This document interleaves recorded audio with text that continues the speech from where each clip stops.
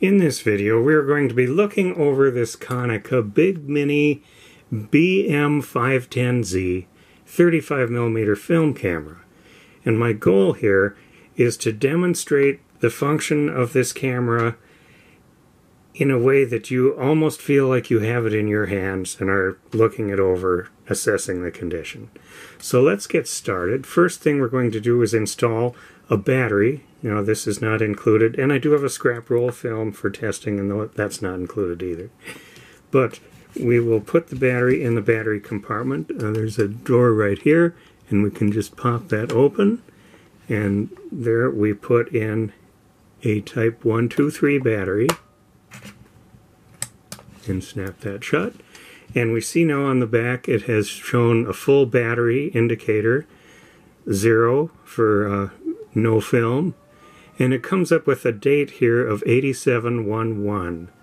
Now that would indicate this camera must be from around 1987, and there's a little tool on the end of the strap, and we can use that little point here to hit the select button, and now the 87 is flashing. And if we push on the set button, there we can step up through the years. Now we're up into the 90s, 2000, 2011, 12, 13, 14, 15, 16, 17, 18, 19, and unfortunately back to 87. So the calendar in this camera is only valid up through 2019. So it isn't going to be of much use anymore, but just to demonstrate that we could also select the month and set that, and we can select the date. But since it is not really functional anymore, I'm just going to hit the mode button over here until it shows all dashes, because it will never show the exact right date ever again. So now let's load the film, and I should point out here's a power button here on the top. So when you push that, the lens extends, and some more things show up here on the display. So we open the back here with this latch right here. The door pops open. And before we load the film, let's just look in there. Everything looks nice and clean. Some very serious looking optics right in here. That looks really nice. And pressure plate looks good. And one thing I noticed about this camera is there is no foam light seals around anything, because everything is designed to just fit so nicely that it's not needed. The only foam I see is around this little window here, where you can see that there's film in the camera from the outside. And that foam feels good, so there's no problem with that. So let's load the scrap roll of film over here on this side and put the tail over here in the take-up area. Make sure that's going in there right, and close this.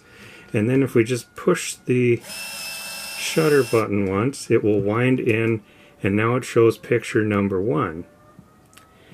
Now I am going to set this so that it has to flash. So I'm going to press the little mode button right there and get it so that it's a forced flash. And then I'm going to point this up at something, because it needs to sense something up there to focus. And then we saw the flash go off, so that's working good. Now I'm going to set it to not flash. Okay, no flash.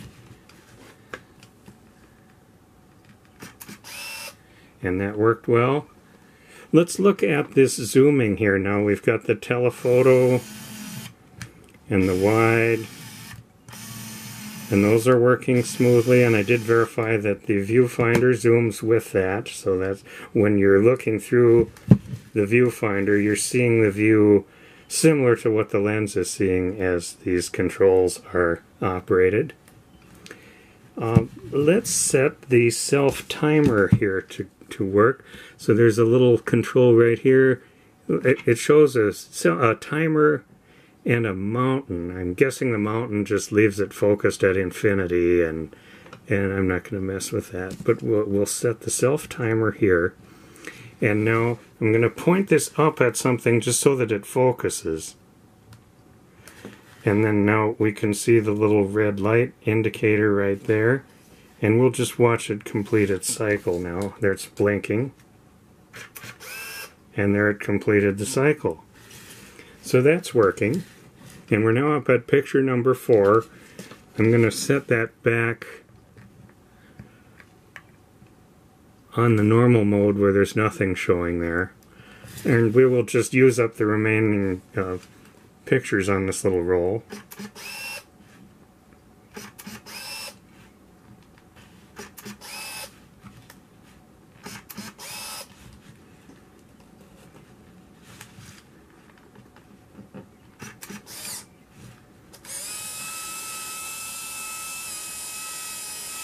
Here we hear it rewinding, and it's going to go back to 0.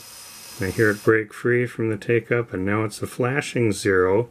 So now we know it's safe to open this back up, and all of the film has wound back into this cartridge, and everything looks nice. And since there is no battery included in the sale, I'm going to first turn the camera off so that the lens retracts, and the cover, I didn't show that real closely, but there's a lens cover right here that protects the lens. That's not the actual lens we're looking at right now. So when that opens, that exposes the lens, and then it covers the lens. So now let's take the battery out. And all in all, a fairly nice example of the Konica Big Mini BM-510Z. The only, there's a little bit of wear here on this printing. I can still make out what it says, but there is some wear there. Otherwise, pretty nice example of this camera.